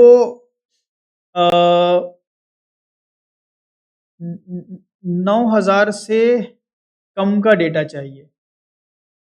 ठीक है, मुझे 9,000 से छोटा डेटा चाहिए, लेकिन उसका जिसका नाम के से शुरू होता हो। ऐसा डेटा कौन होगा जिसकी सैलरी 9,000 से कम है लेकिन नाम के से शुरू है? काजू। काजू एक ही है, क्योंकि 9,000 से कम तो माजू भी है, लेकिन ये नहीं आएगा। सिर्फ तो यही डेटा सिर्फ रीड होगा, ये मेरी कंडीशन के हिसाब से। ये कंडीशन यहाँ कैसे लगेगी, उसके लिए आपको रिस्ट्रिक्शंस नाम की हाइबरनेट ने क्लास दिया है, रिस्ट्रिक्शंस। और इसमें L T, G T, L T मतलब लेस देन, एल ई मतलब less than equal to, G T मतलब ग्रेटर देन, जी ई मतलब greater than equal to, like wildcard के लिए तो लाइक हमें यूज करना है। ठीक है भाई, लाइक किसका लाइक भाई, सीधे यहाँ पे ये रूट वूट उधर देते थे ना जेपीए में, रूट राट, इधर वो सब नहीं, सीधा नाम देने का। तो सीधा नाम क्या है भाई, ई नेम। अच्छा, इस ध्यान रहे कि क्राइटेरिया टेबल से नहीं, इधर से चलेगा। तो employee name not E name. ठीक है, तो मैंने दिया कि भाई एम्प्लॉय नेम। ठीक है, ये कैसा होना चाहिए, ये होना चाहिए के से स्टार्ट होने वाला। ए हाँ, के%, ये ऐसा होना चाहिए। पहला रिस्ट्रिक्शन आपने बनाया, और इसको आप स्टोर कर लें, सैम्पल एक्सप्रेशन रिस्ट्रिक्शन 1। इसी तरह आप एक और रिस्ट्रिक्शन बना लीजिए। दूसरा रिस्ट्रिक्शन है मेरा कि मेरी सैलरी लेस देन होनी चाहिए, एल टी एम्प्लॉय सैलरी। आप इधर फील्ड में देखेंगे अपने, एम्प्लॉय सैलरी जो कि होनी चाहिए लेस देन 9,000। ये दूसरा रिस्ट्रिक्शन आपका बन गया। दोनों रिस्ट्रिक्शन में एंड लगना है और लगना है, एंड लगना है ना, both condition should be true. तो तीसरा रिस्ट्रिक्शन आपका लगेगा एंड का, और एंड किसके बीच में, R1 एंड, और भी मिल जाएगा रिस्ट्रिक्शन डॉट और भी आपको मिल जाएगा R1 R2 पे, और ये आपका फाइनल रिस्ट्रिक्शन बन गया आपका। ठीक है, इसी फाइनल, एक मिनट, जब फाइनल कीवर्ड होता है ना, तो फाइनल रिस्ट्रिक्शन, ऐसी फाइनल रिस्ट्रिक्शन को आप क्या करेंगे, आप अपने क्राइटेरिया को बता देंगे। क्राइटेरिया भाई साहब ये है, तो क्राइटेरिया डॉट ऐड, और यहाँ पे फाइनल रिस्ट्रिक्शन आप डाल देंगे, एंड देन आप लिस्ट को प्रिंट करेंगे। तो तो रिस्ट्रिक्शंस लगने के बाद जो डेटा बचेगा, तो उस हिसाब से जो डेटा मिलेगा वो आपका लिस्ट में प्रिंट होकर मिल जाएगा। काम खत्म। ठीक, इस तरीके से है सीन यहाँ पे। एक ही मिलना चाहिए हमें, देखो सिर्फ और सिर्फ एम्प्लॉय 5,000 काजू, है ना, तो मतलब काम कर रहा है। जी सर। तो इस तरह से और एक्सप्लोर कर सकते हो। एक और मैं लास्ट बता दूं, इसमें मान लो मेरे को पूरा डेटा रीड नहीं करना है, मेरे को भाई आईडी और नेम सिर्फ रीड करना है, तो उसके वो कैसे करोगे, उसके लिए प्रोजेक्शंस बना सकते हो आप। तो आपको मिलेगा प्रोजेक्शंस, और इसका मेथड मिलेगा प्रोजेक्शन लिस्ट। तो आप प्रोजेक्शन लिस्ट में ऐसे दे सकते हैं कि भाई क्या क्या नेम हो सकता है, कई सारी चीज़ें हो सकती हैं। जैसे प्रोजेक्शन लिस्ट डॉट ऐड कर लेते हैं, हाँ, ऐड करेंगे, प्रोजेक्शन लिस्ट में ऐड करेंगे और यहाँ प्रोजेक्शंस क्लास का यूज़ करके हम यहाँ पे प्रॉपर्टी का नाम दे देंगे कि मेरे को भाई सब रीड नहीं करना है, मेरे को भाई सिर्फ और सिर्फ एम्प्लॉय आईडी और एम्प्लॉय नेम रीड करना। अभी सारा मिल रहा था, अभी आप देख रहे थे ना कंसोल में सारा का सारा मिल रहा था, आईडी, नेम, एड्रेस, सैलरी। अभी मेरे को सिर्फ एम्प्लॉय आईडी और एम्प्लॉय नेम रीड करना है। किसका? जिसकी सैलरी 9,000 से कम और नाम के से शुरू होता है। तो एम्प्लॉय, ठीक है, ये हो गया। अब ये प्रोजेक्शन लिस्ट आपको अपने क्राइटेरिया को बतानी पड़ेगी, तो क्राइटेरिया का मेथड मिल जाएगा सेट प्रोजेक्शन। प्रोजेक्शन लिस्ट आपने दे दिया तो समझ गया कि अच्छा सिर्फ आईडी नेम रीड करना है, इन रेस्ट्रिक्शंस के बेस पे रीड करना है। तो यहाँ पे आपको ध्यान दीजिए, आप चूंकि आप एम्प्लॉय कंप्लीट एंटिटी रीड नहीं कर रहे हैं, आप सिर्फ आईडी नेम रीड कर रहे हैं, तो यहाँ पे आपको ऑब्जेक्ट एरे मिलेगा। अब you will get object array. So आप जानते हो उसका क्या करना है। ऑब्जेक्ट एरे प्रिंट कर लोगे? Yes sir. है ना, पहले भी हमने किया हुआ है तो मैं कर ही देता हूँ शॉर्ट में। और object array ORR colon list, ठीक है, एंड एक और लूप लगा लेंगे, ORR से निकलेगा ऑब्जेक्ट O, ठीक है, ये हो गया।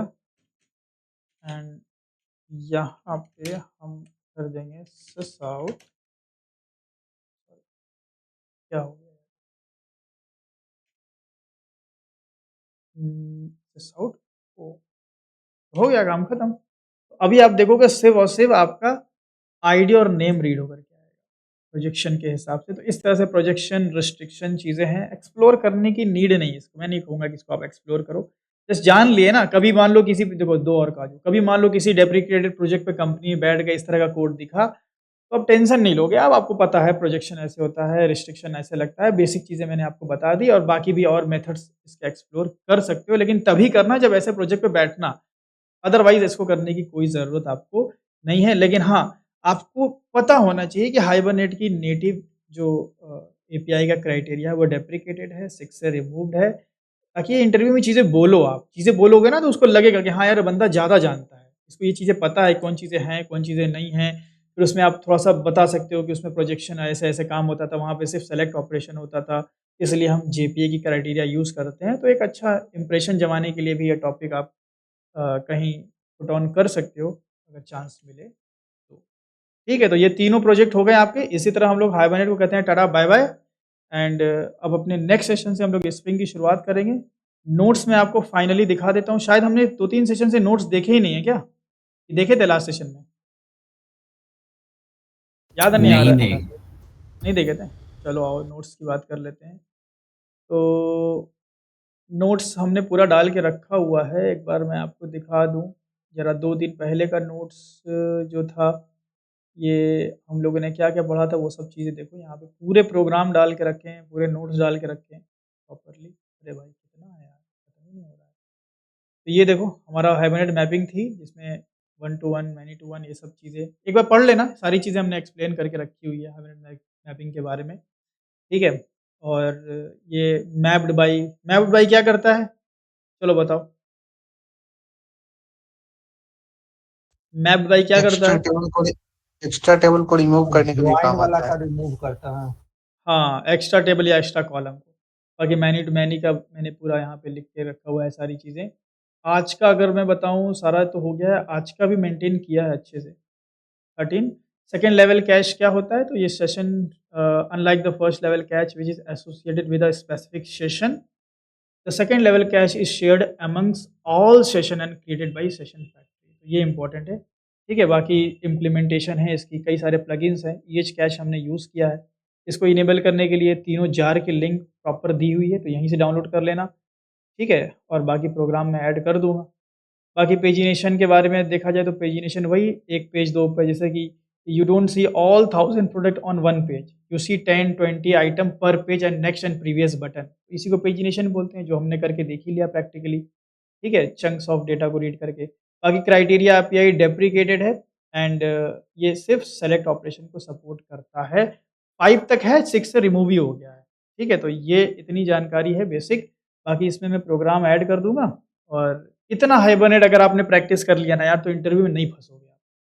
कहीं नहीं फँसोगे, सारा हर तरह के काम कर लोगे, कंपनी में जाके भी काम कर लोगे। तो जितना हमने पढ़ाया है 13 सेशन हम लोग के हाइबरनेट के हुए हैं और अप्रॉक्सिमेटली 13 सेशन हुए हैं तो 15-16 घंटा हुआ होगा। कई बार हम लोग लंबे-लंबे सेशन 3-3 घंटे भी लिए हैं। आई थिंक 20 घंटे हुए होंगे। तो जो भी है 20 घंटा, 22 घंटा जो कंटेंट हमने आपको बताया है, प्रॉपर तरीके से रिवाइज़ होना चाहिए और इसका बेस्ट तरीका क्या है ना, इस पे प्रोजेक्ट बनाओ।